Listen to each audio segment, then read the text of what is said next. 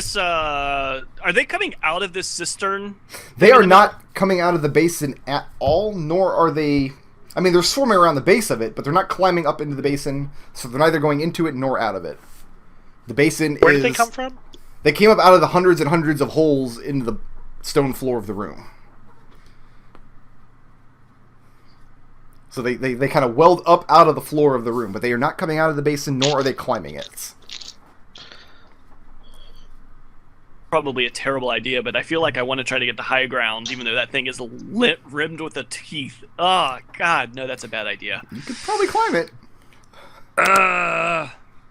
Alright, I'm going to very carefully try to climb on top of that thing. Okay. Yeah. And not put my feet inside of its mouth. It's not going to be possible. If you're up on top of the basin, your feet are going to be inside of it. You can't just balance. Like balance on the rim on the... No, it's not going to happen. I don't know. Whatever. He seems to be pulling it off there. You can easily climb up into the basin, but you can't climb up into the basin but avoid the teeth. I mean, the teeth are just decorative. They're not, like, sharp. It's not going to hurt you that you know of. All right, fine, whatever. I'm going to climb up on top of this thing and swing my torch around at the area around me. I can't get on top of it. But if you're on top of it, you won't be able to reach the bugs on the floor. That's fine. So if you get up there, I'm going to ready an action to swing at any that come near me. Can you just set yourself next to the basin and stop? I'm trying. You're not meant to stand on it. I'm literally trying. It's locked. Just put yourself next to it. You're fine. There you go. You had it, and then you screwed it up. I'm not touching it now. Eldove. The little miners start to work at this door, and they make very short work of it. Very, very short work. Like, you thought it was going to take at least a minute or two for them to get through the solid stone block. But no, a couple of swings, these guys work through it super quick. You're not sure if it's because they're superhumanly strong or if they have some kind of magic pickaxes. It's like butter. But they break a hole big enough for them to fit through, so you could squeeze through it. And no sooner is the hole open as the bugs start pouring out into the hallway. I'm sorry. I cast Acid Splash into the hole. They don't pour into the hallway. They pour into the doorway. They do not come into the hallway. But you can totally Acid Splash the doorway there. And I do. And as dumb as this sounds, the swarm of bugs gets a dex save, and they pass. So it's Excuse me. Is it half damage? No, it's none. It's no damage. So you throw this ball of acid down, and you sizzled a bunch of these little bugs, but you haven't made a dent in the overall size of the swarm. Alright. Okay, so Khalil, as you were working the crowbar of this door, you look over at the door you entered, and two of these little miners have broken through with a pickaxe. And you could squeeze out through the hole they made if you ducked underneath. Yeah, totally. That's a good call. And you get out of the room very easily. And as you do, any bugs that are climbing up on your person, as soon as you break the pane of the door and come out into the hallway, they immediately skitter down your flesh and enter back into the room. Okay, that's kind of creepy. And now it's Horror's turn, but Horror no longer has anybody to attack, because Zook is up on the basin. So, Zook, you see the same thing. These little miners have opened up a hole in the door you entered. Yeah, GTFO. And you GTFO. And again, as soon as you break the pane of the door, you clamber through and squeeze your way past your companions. All the beetles that were on your person, biting and scratching, retreat back down to the floor and head back into the room through the hole. And well, that was horrifying. The chittering madness does not subside. Oh, God. The little miners... All right, well, that was a fun door. The little miners turn back to Eldove. And they look at each other, and they say something... They speak very quickly to each other. Like, they're speaking Terran, but they're speaking to... Like, you took Spanish 1. You can't really understand two Spanish speakers at each other. That's what this is like. And in a moment, one of them fishes a very small horn out of the folds of his dirty sack that he's wearing. And it's made of a very strange-looking material. I mean, like a horn, like an instrument, not like the horn of a rhinoceros or whatever. And it's stone the likes of which you've never seen before. And Khalil's out in the hallway now, in this torchlight. You see its coloration on this stone horn changes as you turn it over in the light. as though the light's never supposed to touch it. And the two miners look at you, and they say, "Great service you have performed. You are friends of the Pech." And he motions and he points to the horn. He says, "Stand on solid stone and blow that horn, and the Pech will be there to return the favor." I thank them greatly and assure them that when I need them, I'll call for them. And the little miners sling their pickaxes back over their shoulders, and they saunter back out through room 7. Head back upstairs and resume their work. Okay. Well, that was horrifying. That was very horrifying. I don't like being trapped. Alright, so finally... I kind of want to shoot some acid into that room. You can. Go ahead. Hey, Eldove fuck sits those. there and just launches blobs of acid into this room over and over and over. With a big smile on his face. Alright, door number 3. This middle lever is... What action are you taking? Like, what's the idea I'm- here? I'm testing the resistance of the center lever compared with the others. Okay. Roll a strength check.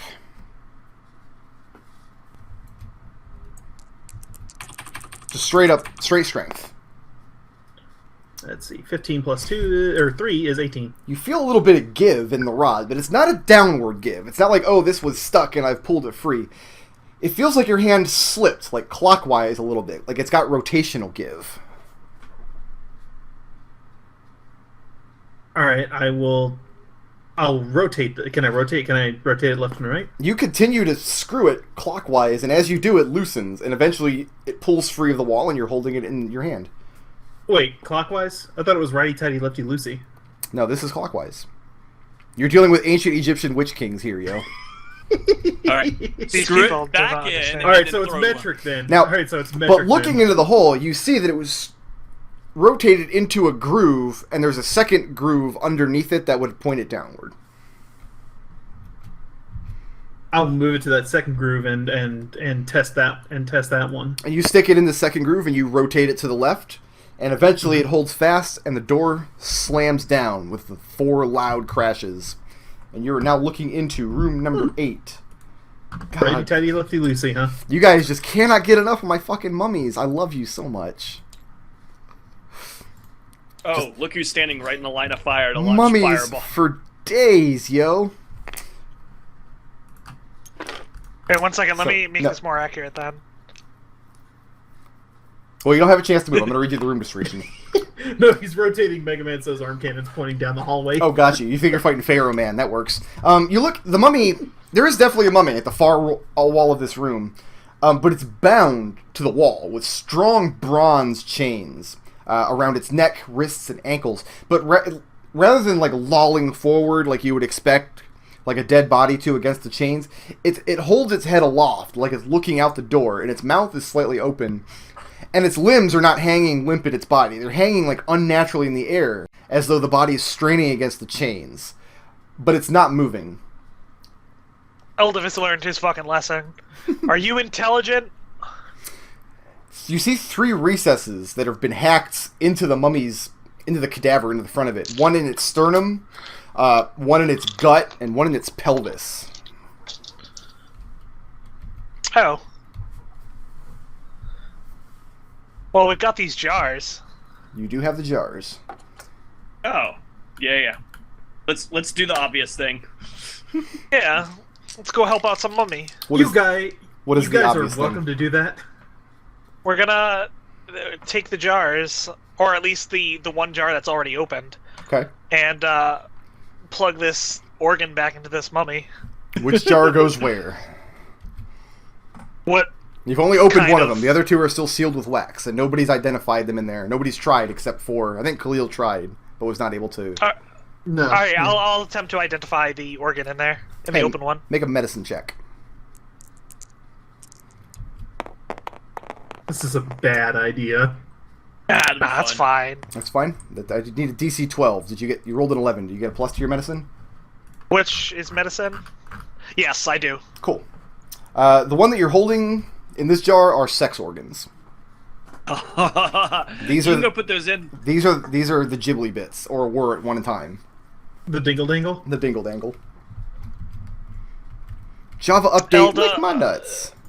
What does the hole in it look like? Does it look like the jar would fit in there, or does it look like just enough room for Looks like you could nestle the jar in there if you wanted. Oh, I was about to say because he's why gonna don't have you to magic handle hand his the junk back in old there? desiccated nards. absolutely going to magic hand this Okay. jar in there. And you'd nestle into the which one? Sternum, gut, or pelvis? Pelvis. Okay, you nestle Put the in the jar sternum. into its pelvis, and there he is. He's got a jar in his pelvis. Congratulations. Does he seem at all happy about this? Nothing has changed. This mummy is still chained to the wall, and it still looks like he's straining there. All I right. crap open the second jar and Okay. take a look. Medicine DC 12. That'll do it. Looking at the second one, it looks like a stomach. All right, I put it into the chest. Chest or gut? All right, got. Yeah, put it in the gut. All right. Do you even want to open And the then third I one? put the. No, I'm not even gonna bother opening it. I just put it into the top one. Okay. That was really dumb of you. I thought you had enough mummies, but apparently not. My God, I Everybody- cannot believe you people did that. Everybody roll initiative. Never enough mummy.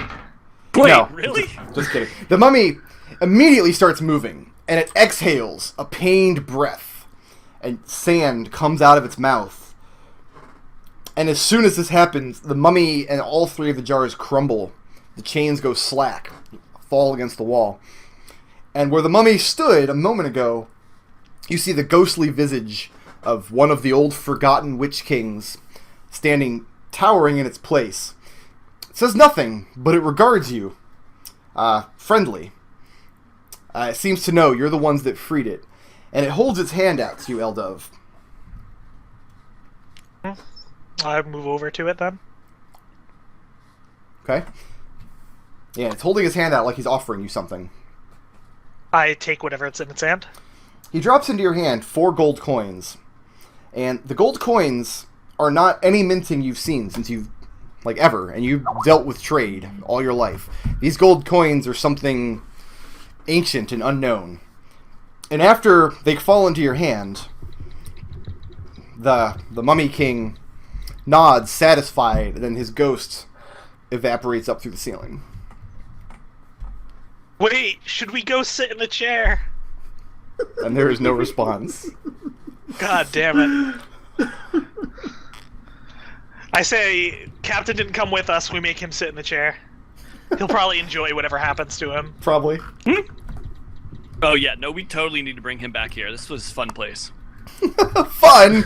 It was a dragon and mummies, and Khalil went to 0 hit points like 6 times. It was pretty great, yeah. So what's the plan now? Alright, so speaking of dragon, Yep. we're gonna be dragging that dragon back to town.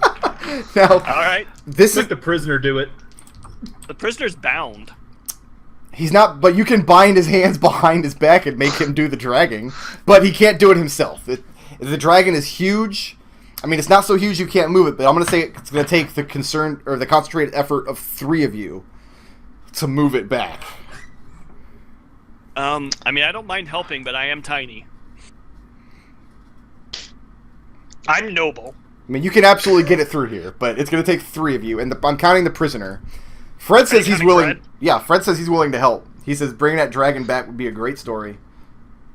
But... I mean, if it'll do it, and if Khalil will help, me and Fred and Khalil could totally try to drag it. Okay. So, that's what we had the prisoner for. Okay, so Khalil's making... So is that the plan? You're going to reattach the prisoner's manacles behind him? Make him help carry this dragon? Yeah. Eldove, you have rope, right? I have 60 feet of silk rope. You rig up some kind of harness to kind of bind this dragon's appendages together. And you leave 3 lengths of rope coming off the edge that the prisoner, Fred, and Zook can drag. Are we done with this dungeon down here? Yeah, I think we're done. Yeah. Wait. Did Eldove say wait? No. No. Okay. No, I think we're done for now. Yeah, I think we're pretty Okay. much done. So yeah, you get back upstairs.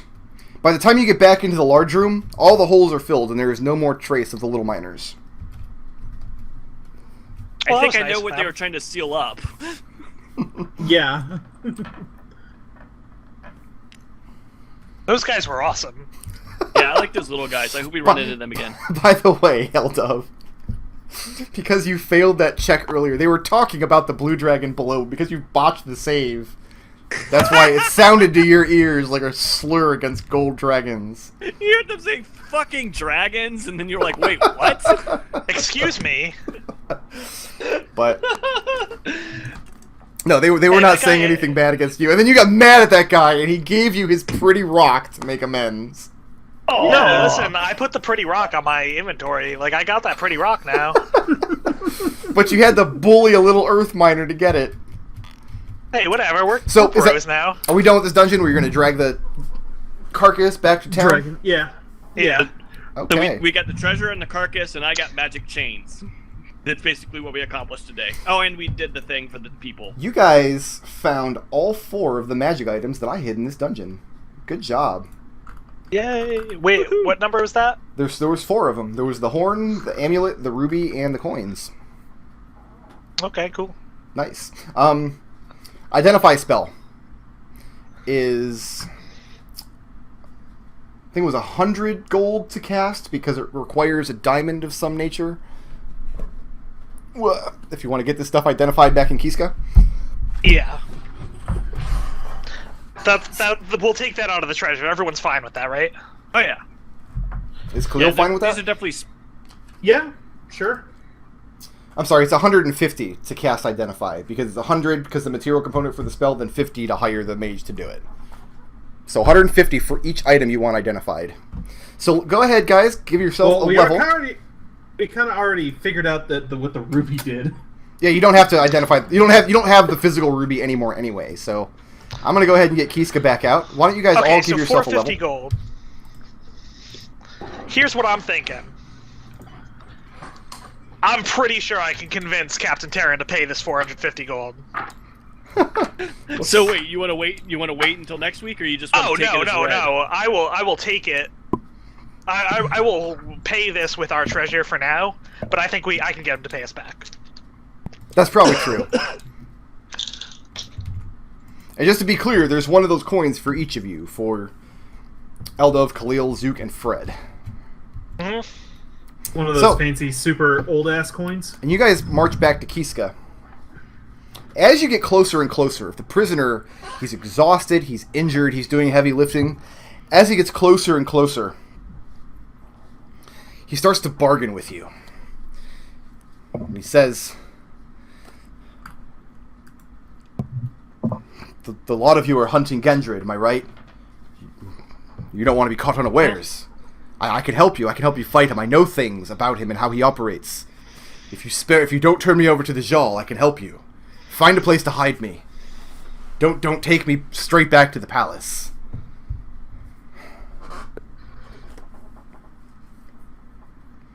I'm going to attempt to roll for persuade here, and I'm going to say, why don't you tell us some of what you know so we'll know it has value? Go ahead and roll persuasion.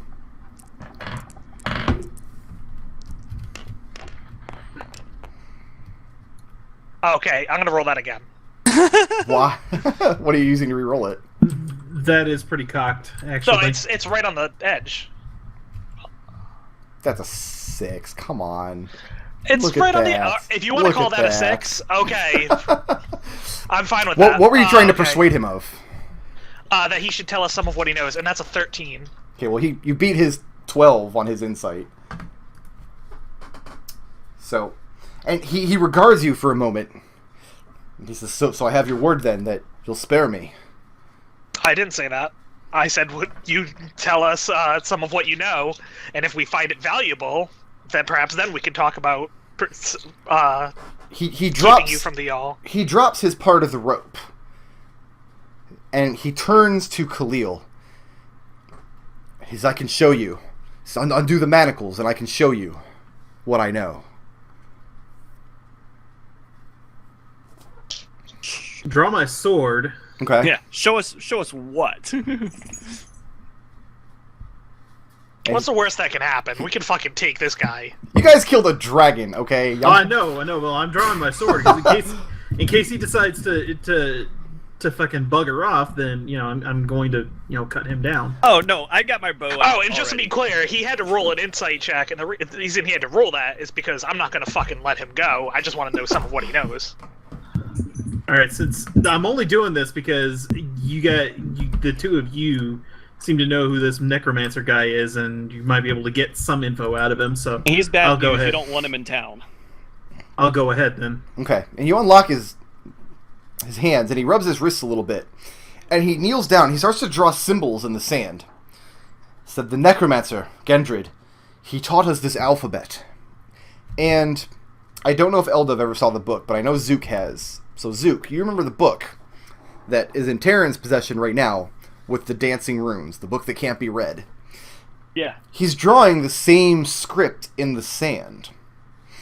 And he says he showed us a cantrip that can read these runes. And he looks back up at you.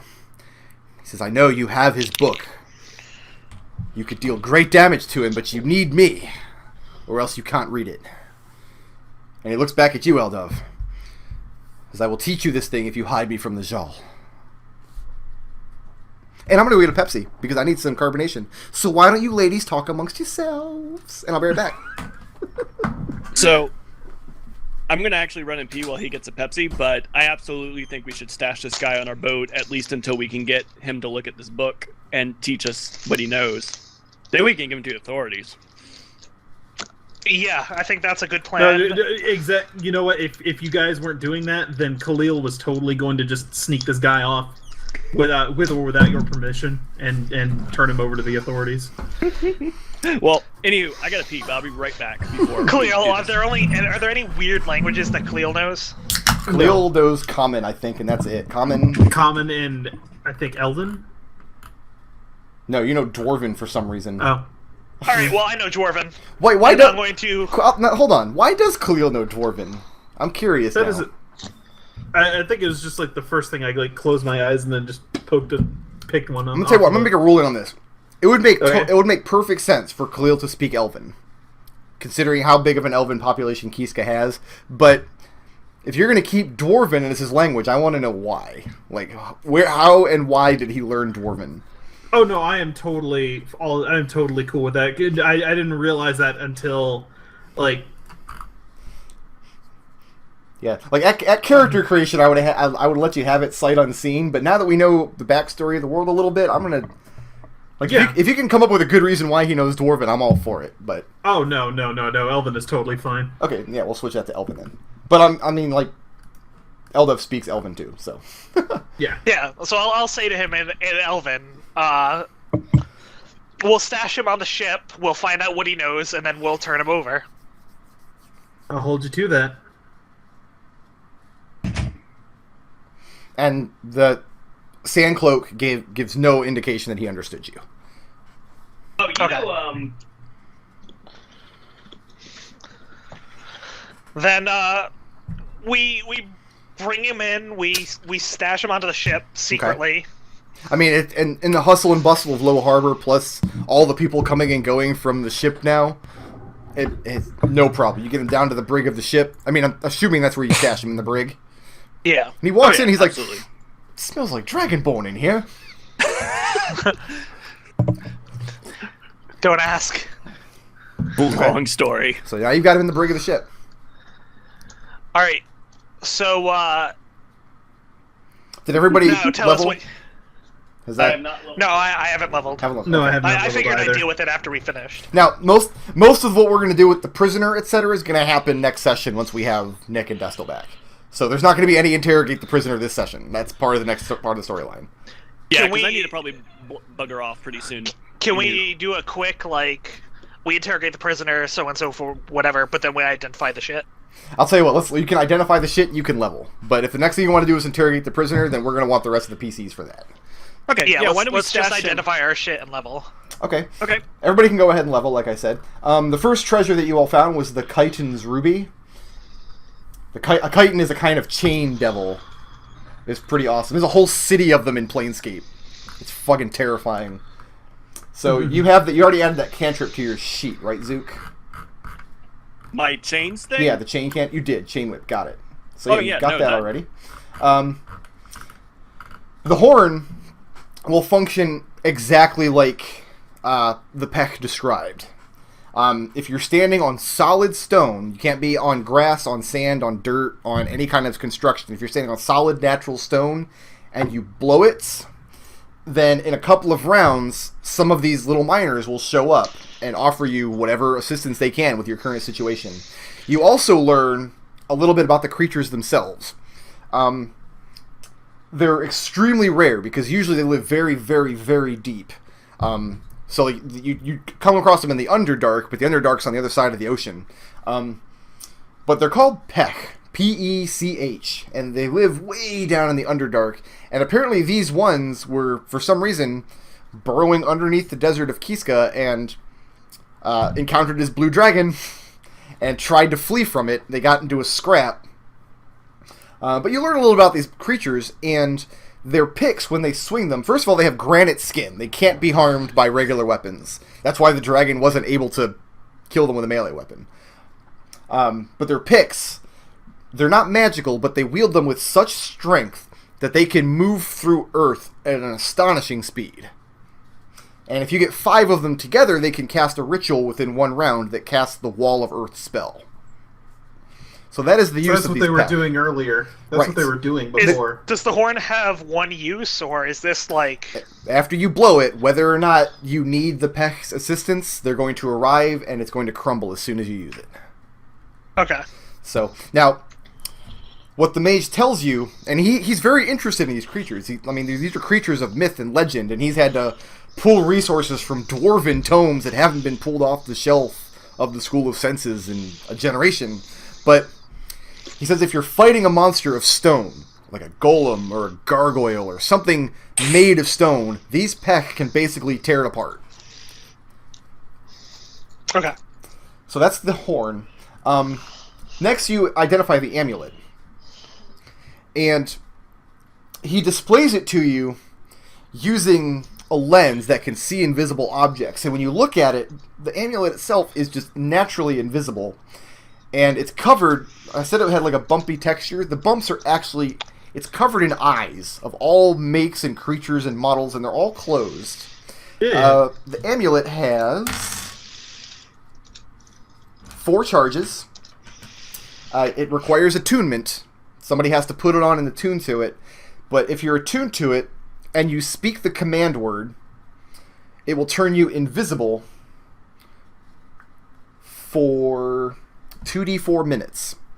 Mine. So it's got 4 charges, invisible 2d4 minutes, and it regains 1d4 minus 1 charge as long as whoever has attuned to it is wearing it after a long rest. And he warns you, it's like if the amulet tries to charge when it is empty, there is a chance that it will dissolve and fade away forever. Okay, so don't drain it. Is what I'm hearing. So can I have that, please, sir? Are you able to tell when you're looking at it how many charges it has if you're attuned to it? Right now he tells you it has 4 charges. That came as part and parcel identify. So somebody's got to attune to it to use it, and they'll just have to keep in mind how many charges it has. They won't be able to tell? I mean, you have to re-identify it to learn how many charges it has at a given moment. He tells you right now it's got 4, and there's a chance that after you rest with it, it won't charge at all. It'll get between 0 and 3 charges every time you rest, up to a max of 7. Now, when it's completely drained, though, do we know that it's completely drained, or just that it may dissolve when it? It'll fade into view and be non-magical forevermore. Okay. Now, McClain, the command word. I'm gonna paste this into the mumble chat. Oh, I guess I'll have to type into mumble chat. I can't paste it because I want you to say this command word when you're using it, because it's ridiculous. Oh, it's gonna be great. I love it. I love it. I love it. Well, I went ahead and put that in the mumble chat for you. Why don't you go ahead and say that now, just so everybody knows what these words mean when McClain speaks them? Hold on, I gotta make sure I've got this. Lolopihu, Luluwile. Those are the command words, yes. So if you're wearing that amulet, you have to attune to it, so it goes under your attune magic items. And you become invisible for 2d4 minutes. Invisibility is not as powerful as you probably think. Look up the invisibility spell in the book to see what all you can and cannot do with it. But is it, like, how long is a long rest? 8 hours. All right. So, what like, was the, every what was the night- full name of that thing again? The Amulet of. It's just called the Invisible Amulet. Okay. Amulet. Now the coins. I'll give you the stuff that I have into the Mumble chat Okay. because I wrote down its properties. Yeah, I wasn't paying Awesome. complete attention until I heard it. Like, ooh, mine. The coins, and the wizard is very impressed. He was able to identify them, and he says he's never seen their like before, and will probably never see them again. So these coins are symbols of great wealth. The markings on them, these are kings that are not known to us anymore. But he says if you place one of these coins into a pouch that has other coins in it, and you reach into that pouch with the intention of payments of 1 gold piece or less, any coins you pull out will be magically created. As long as this coin sits in your purse, you will never run out. He says, but the coin has a powerful ward against greed, and if you use it in a way that the coin deems unworthy, there is a chance that it will dissolve into sand. What he's explaining to you, you can put this coin in your pouch and always have money for beer or bribes or whatever, but you can't just sit in the pouch and draw coins out of it to fill up chests. Yeah. And he says, I So can't... you're saying a couple of gold, basically. Any amount up to 1 gold for purpose of immediate So you payment is kosher. So you could like say, hey, yeah, here's my gold for the end stay tonight, or Yes. something of that nature. Any number of coins up to 1 gold for purpose of immediate payment does not, as long as this coin sitting in your pouch, does not count against your cash on hand. But he says if you pull from there with any other kind of purpose, if there is greed or unworthiness behind your intent, the coin may abandon you. Okay. And therefore, each Fair of you enough. get one, and Fred gets one. Fred finally has a magic item. Aw. Yay! All right, so what's this thing called again? Magic coin. He says he doesn't have a name. He's never seen its like, and will never probably see it again. This is a unique magical device. I will put it on my character sheet as Super Coin Super coin. and put it in my coin pouch. All right, Just I'm in gonna go case ahead. one of you didn't write the whole thing down, I'll just toss what I wrote. Yeah, in sorry, there. we're not as good at note takers as you, Nodal. Okay. Was there anything about were those small white stones not magical? Oh, I forgot about those. Yes, those are magical, actually, but they're not as impressive as you're probably wishing because these were randomly generated off of the table. They are sending stones. That's the most powerful magic item you can get off of the challenge rating 1 to 4. Okay. So let me... Do you know what those do, or do you want me to read them real quick? Just read it real quick. Basically, the stone comes in a pair. You hold one. The other person holds one. They don't require attunement. And you can basically cast the sending spell through them, which is in the PHB. That's cool. This is an ability I think Terran can do a lot. Like, this is probably not going to be a game changer for you. But hey, they're randomly generated. And all of these magic items, except for the ruby, which doesn't count as an item, and I'll give you the coins. I didn't roll on the coins. But the others, I all rolled to see whether or not they were cursed. So have fun with that. Every magic item has a straight 5% chance of being cursed. And the Identify spell does not find curses. So good luck. Yeah, I'll chance it. Zook, did you attune to the amulet? I'm attuning to it as we speak. Okay. It only takes a short rest. And no, it is not cursed. You're fine. Oh, thank God. But the sending stones... Oh, you had potions too. Did you identify those potions? Does that cost 150 gold each? It will, or you can wait until Terran uses his alchemy lab for it, because he can find it that way. Yeah, I'll just leave it for Terran. Okay, so just make note that you've got those 2 potions. One of them is a potion, and one of them is an oil.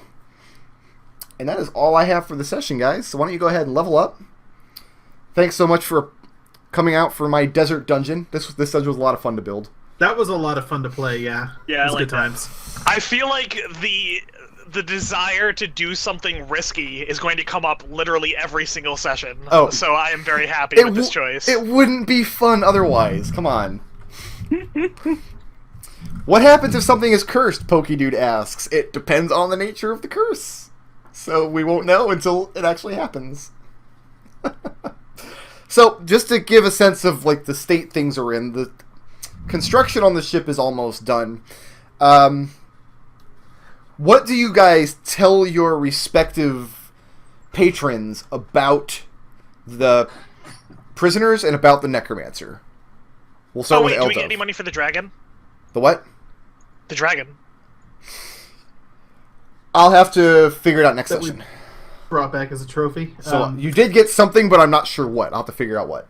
It will TBD. So, All right. Eldove, what do you tell your peoples, and who do you tell? I tell the prince everything, including that we have one person taken into custody who knows information about a necromancer. Okay. I tell Terran everything as well. And Humberth, It's 9 hips. he tells you that must have been a difficult choice. 10 hips. Hiding this prisoner from the Jarl's justice, but I believe it was the correct one. This man has done the Jarl and done my family a great evil. But the manner of execution that awaits him if we turn him over to the Jarl, I don't think is fit for any man. That was not my intention. I say thank you for approving. But he expresses concern about the necromancer. He says, I was under the impression that this villain was something from Captain Terran's past. Are you saying it's still out there? It appears to the necromancer, from what they've told me, was in this world, right? Yes. Fought on the ocean of this world, and during the fights, he used some sort of shadow move. Like, he summoned great amounts of smoke. They dropped a sail on him. First of all, rude. Yeah. So they dropped a sail on him, and they, he I wish summoned I'd been there so I could have set the sail on fire. a billowing Shot an arrow. pillar of smoke, and when they looked underneath, there was no necromancer there. The story you heard from the prisoner was he washed up on the shore of Romneus. They were set upon by this little pack of bandits, and Gendred won them over. Okay. Which, to Zook, to your ears, that sounds very similar to the pirate story. This necromancer bought passage on the ship, and by the time they were out to sea, he had already swayed the captain and most of the men. I tell the prince that as well. Okay. Also, just in the interest of good relations with the law, I'm going to inform the what's his name's boss? Zook, only not Zook. Zook only Marth. Khalil. Khalil, thank you. Sorry, I moused over your character and it said nothing, and I was like, oh god. I don't know. Yeah, I wasn't sure where you were going with that. Wait, so you're going over my head to tell my boss something?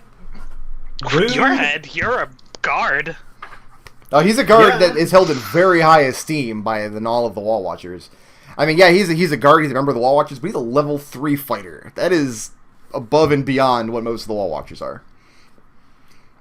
In any case. You're not going to be able to tell Zahur anything until after Khalil does, though. You're going to get to him second.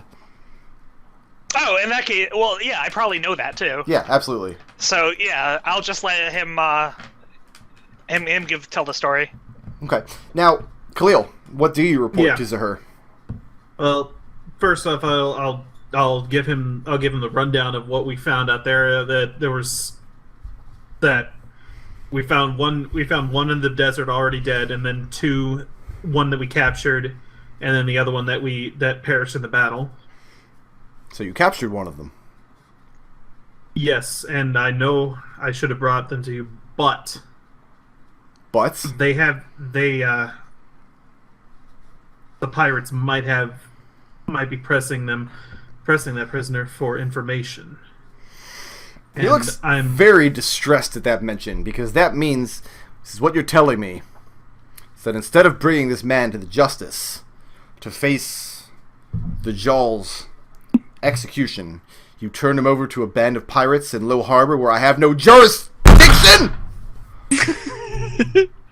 I fully intend to bring him back to you. We're going to have to play that out next session, too. That'll be interesting. Because what he's going to do is immediately march on the ship. Immediately. Oh, this will be fun. Zook, what do you tell Taros? If anything, I mean, you're not obligated to tell him shit if you don't want to. You know, as a matter of fact, because, I mean, he literally just said, I want to make a show of us participating in this party. Yes. I check in just to let him know I'm alive, and I came back, and I was seen going out with the party. And does he ask me anything about it? He does. He leans back in his chair, and he looks at you, and he's got this smirk on his face. Do you notice my stylish new tattoos? He says, so let me ask you, did you meet our friend, the Chitin? Would your friend the Chitin happen to be the guy with the chains? And he nods, says, yes. Chitins are chain devils, as they're called. The man who bore the ruby before you was a good friend of mine, a good comrade. He died many years ago. And since then, the ruby has been waiting for someone worthy to come across it. I'm glad I gave you the scroll, Zook of the Forests. Well, it was a harrowing experience, I'm not going to lie. Could have used a little bit of a heads up, but... And he says, ours is a life of harrowing experiences.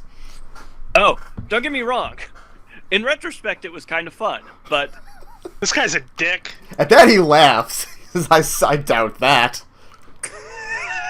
What was the fun part, if I may ask? Having the life choked out of you, or having the flesh rent from your bones by bloody chains?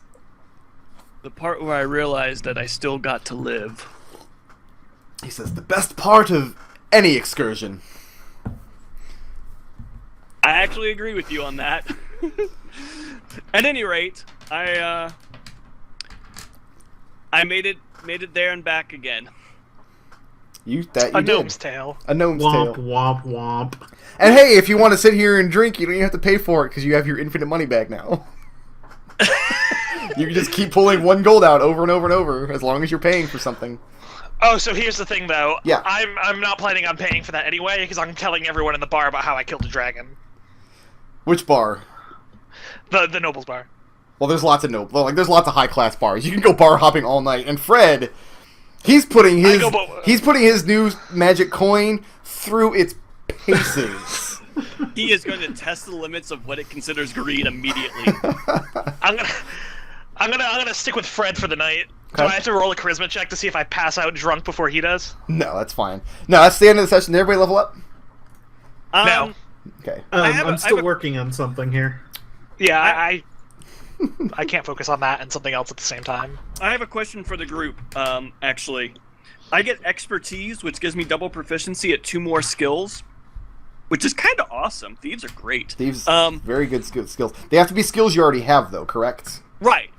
No, they're skills that I already have. I get double proficiency. I do not get to give myself proficiency at a new skill. So I already had stealth and thieves tools. I was going to give myself perception. Would probably be really good.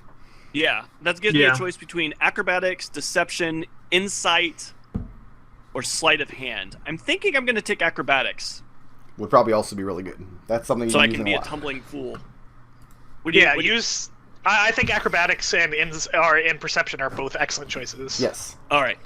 So now I have double, and I got to remember that when I do these stealth checks. I keep forgetting to add because because under skills it just says +6 for stealth. There's no way to add that extra 3 to it automatically. I have to remember to add that. Yeah, you just have to make a note of it off to the side. Yeah, I moved it to the top of my features and traits because I want to remember it. Yeah, good idea. So everyone, I dump sleep. Sleep's over. I'm level 5 now. No more sleep. Sleep's not gonna be doing anything. But I pick up Fireball and Haste. Fireball is the bitch's tits in this game. Fireball is pretty great. Wall of Fire is even better. I don't think you understand. I can cast Haste on 2 people because I am a sorcerer. Yeah. I'm taking a feat for my level, Savage Attacker. Oh my god. I get I get to roll damage twice and pick the better result. Yes, you do. I also pretty get to handy pick one. either result. Levels. Zook is 5, Eldove is 5, Khalil is 4. Do I have that right? Or is Zook 6? Yes. No, I'm 6 now. I You're just took 6. 6. Gotcha. And so Fred will be going up to... Fred will be going up to 5 once I level him. Alright. So, feedback. Stuff that worked, stuff that didn't, stuff we should do more of, stuff we should do less of. More dragons? Good idea, I agree. More intimidate checks against dragons. More intimidate checks? I totally forgot you had that ability. Otherwise, I would have done something to make that encounter a little trickier. This is not a critique of the session you designed, but of more of myself, because I love my stealth attack, obviously, or my sneak attack. But our melee guy was also our squishiest guy, so sorry I almost let you die there, Khalil. Well, the thing about sneak really attack, too, is keep in mind that it's something... Like, you're always looking for a way to get it, but it's not something you're guaranteed. You gotta look for an opening for those. Although, now you can turn yourself invisible. So keep that in mind. But like I said, read the invisibility spell in the player's handbook so you can see what it can and can't do. Well, I'm assuming that, like, invisibility, obviously, if something can smell or something can sense and any of those kind of things. I think I've read over it, but Yeah. I'll double-check it for I mean, sure. the big thing is if you make an attack while invisible, regardless of who can see you, the invisibility effect ends. So you can use it and get one sneak attack as long as you're hidden from, smell or true sight or something like that. But you can't sit there and stab over and over for 4 straight minutes. The invisibility ends when you attack or cast a spell. Yeah. And this is a regular, because it does have an at higher levels thing. At higher levels, you can target invisibility with more. You can make more people invisible, but that doesn't pertain to you because it's a magic item that only affects you. No, got it. I was misreading it. But it'll be super helpful if I want to say break into another house. Yes, it will. I'm really surprised you didn't. You had that gaseous form potion. I thought you were going to use it to get up out of the beetle swarm. No, that was going to be if my HP got way low, I was going to say sorry, buddy, and get out of there. But I was still looking for a way out. The way to disarm that trap, by the way, would have been to damage yourself with a piercing or slashing weapon and feed the basin in the middle of the room your blood. I was thinking I was going to have to make some sort of sacrifice into that. I wasn't sure if it was going to be like to offer it a finger or bleed into it, like, because I actually had the Little Shop of Horrors flash. I was like, oh, do I have to give this thing blood? No, Brooker, my explanation to the null would be more akin to these people did in fact they did help take out this dragon, which would have become a problem eventually, and so I'm willing to throw them a bone, especially since they're willing to turn them over to the guard. Talking about how we took out a dragon when he did everything he could to not fight that dragon. And no, exactly. He's giving us the praise for it. Speaking of the dragon, etc., he is not swayed whatsoever. He says justice does not sleep on account of a dead dragon. We're going to deal with that next session, though, because we definitely want Terran and Orphan around for that. God, I hope I'm able to come for that session, because this random ass fucking days off shit is kind of... I don't know what my schedule is next week. When will you know? Like, when will you know? When I go into work tomorrow. Okay, so you'll let me know tomorrow then? Yeah, I should be able to. Okay. Because if McDohl is not able to make it next week, the weeks he's not able to make it, I've got the other McDohl who says he would like to play. So I can replace one McDohl with another McDohl, and the world will keep on spinning. Any other feedback as far as... I still can't figure out if Minor Illusion has to be line of sight or not. It just says range 30 feet. If it doesn't say line of sight, then I'm going to rule it any space within 30 feet that you know exists. So if you want to put it around... Because the idea is, like, you want to make a sound around a corner that you don't have line of sight to. That's probably why it doesn't require a line of sight. Right, and that's what... And I think since I knew that around that corner existed... Then I could have... I mean, I think the way that we used it was actually fine. I was wondering if I could have put something behind it to get it to turn around, but I don't... Possibly. In that particular case. But putting him in the doorway is the smartest move there, because if you put it into the room and the thing just popped into existence, like Eldove just, oh, here I am, I'm teleported in for no reason, he may not have attacked it. He may have... what I would have done was probably given him a wisdom save to determine whether or not he recognized it as an illusion. But since you put him in the doorway, I could... Oh, well, he thinks Eldove's coming through the door. Yeah. So a little bit of backstory for anybody who's interested. The reason this dragon acted the way he did, like he got into a fight with some of these Peck down in that one room. He used his lightning breath to kill 2 of them, and he tried to bite the other ones, but broke his teeth on their flesh. Ooh. So, and his breath weapon only recharges on a 5 or 6, so he retreated back in that room, blasted the door off, retreated in the room. The Peck are pacifists by nature, so these 50 Peck could have easily taken down this dragon, easily. But that's not how they think. They're passive miners, so they're thinking escape. So they escaped up a tunnel into another room. And so the Peck are upstairs trying to think of, okay, well, how are we going to deal with this dragon? And the dragon's downstairs thinking, okay, how am I going to deal with all these Peck? Then the party came through, and they came down the stairs, and the dragon's looking at them, and his immediate thought is, oh my god, these guys killed all of those Peck. So I had in my notes, I had listed, once the dragon's bloody, he's going to defend his treasure, but he's not going to leave that room. And if he ever gets to the point where he's bloodied, which is half HP or lower, he's going to try to burrow to escape. So that was the idea. So as soon as Nodal made that awesome intimidate check, I skipped him right to the burrowing part. He made a snap decision. These guys are way too strong. I can get out of here. But then Nodal made the mistake of going directly for the treasure. And he is a dragon, so he had to turn back around. Yeah. Listen, So that we was got the- a fucking dead dragon out of the deal. I consider that a win. Yeah. So yeah, that was the story behind the dragon down there. There is not a backstory behind the Witch King or anything like that yet. All of those tales have been lost to memory. What's the deal with the horrible Ruby room? If could McDohl, like say McClain had busted out like 6 stunts and had won that fight. The exact same thing would have happened. The chains would have let him go back in reality. They would have receded into his body, and he would have gotten the cantrip. The result would have been the same either way. Was there any deal with the chair? Nope. You could sat in it, nothing would have happened. Alright. Just a chair. Nice. Sometimes a chair is just a chair. Yeah, it was just a chair. I've had a couple people suggest that we put these up on YouTube. I would probably have to make a new YouTube channel, though, because I don't want to flood my regular Let's Play channel with a bunch of D&D stuff. So I'll have to think about that, because putting them up on YouTube might be a good idea.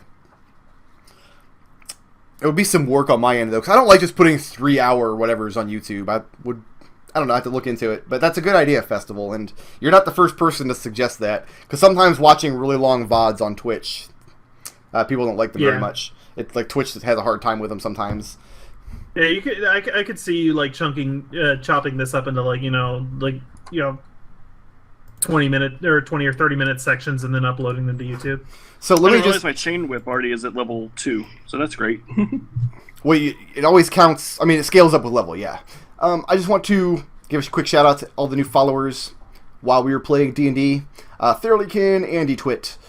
Andy Twit, that's a cool name. Hobie Moles. I'm sorry I have to read these from across the room, so it's difficult for me to see. Iglioth. Wildekek. Is that Wildekek? I'm not sure. Okaimo22 and White Poop, as opposed to any other color of poop. Thank you all for following. If you guys are just here for the D&D, we play D&D every Sunday. We had 2 people this week who were not here, 2 players, because they are off at a convention somewhere having fun, which is why this week was pretty much just a dungeon hack. Although we just came off of 2 weeks of just hardcore roleplay with almost no combat. Yeah, we were due for a dungeon crawl anyhow. Yeah. Yeah. So it was good times. I would was be good okay times. with some more combat next time. That's basically what I'm saying here. Right. And we are foregoing experience gains and things. Just any player who's at a session goes up a level at the end of the session. That's kind of how I'm ruling it. Just tracking experience is kind of a pain in the butt for a campaign that I don't want to go longer than 30 sessions anyway, so.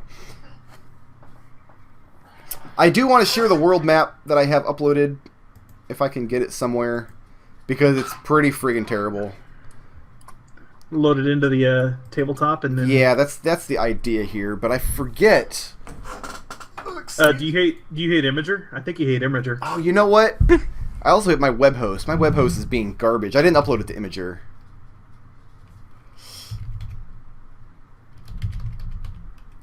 I gotta add a hit dice.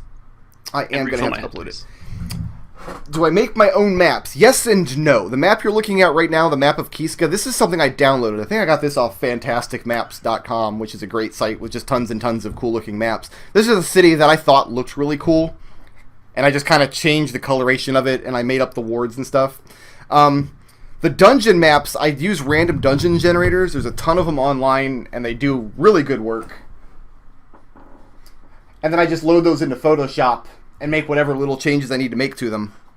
And then he stacks cards on top of them, and But there are limitless resources online for D&D maps, so there is almost no real reason for me to go and make my own maps. Although I do have some tools to do it with. So far I haven't had to. But give me a second to get this world map that I whipped up. If I can find it. It's on my other computer. That's why I'm back here in the tunnel. Hello from the tunnel. You don't sound as tunnely as normal. No? No. It's probably for the best. Man, if I sneak attack, if I do a chain whip on something that I can sneak attack, then I can get 5d6 on them. Yep. That's pretty fun. Where is this thing at? Where did I save this world map image? I lost it now. Nodal is updating the stuff in the There thing. it is. Okay. You're updating what now? Nodal is Party putting loot. stuff in party loot. Party loot. Alright, now I put it on the other computer. Now I can upload it from here to Imager. So, I do have some map making software, but I'm not very proficient with it. I hope I get better with it with time, but I'm also not the most artistic person in the world. I'm like the opposite of the most artistic person in the world. Is the treasure room open, by the way, so that I can just toss this into party loot? It is not, but go ahead and put it in there anyway. I mean, because Terran has the key, but Even though he doesn't exist, he would let us into the treasure. during downtime, I'm just going to rule that, yeah, we got it up in there. It's fine.